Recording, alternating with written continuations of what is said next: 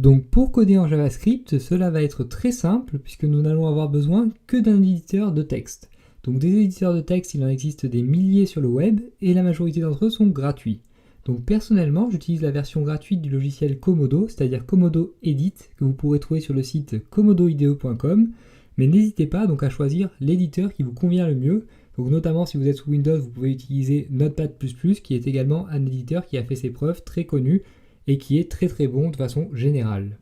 Donc vous pouvez trouver également sur le web de nombreux sites qui vous permettent d'écrire du code en JavaScript et d'avoir immédiatement un aperçu du résultat en temps direct.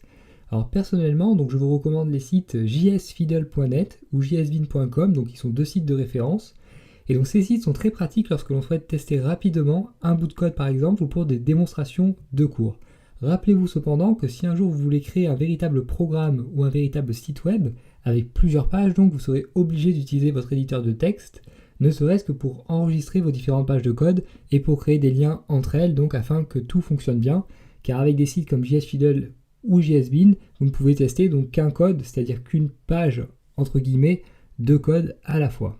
Donc normalement, vous devriez déjà avoir un éditeur de texte prêt à l'emploi. Si ce n'est pas le cas, donc je vous encourage d'ores et déjà à aller en rechercher un, à l'installer et à effectuer les différents réglages nécessaires, car dès le prochain chapitre, donc, nous allons commencer à écrire du code en JavaScript et à travailler avec cet éditeur de texte.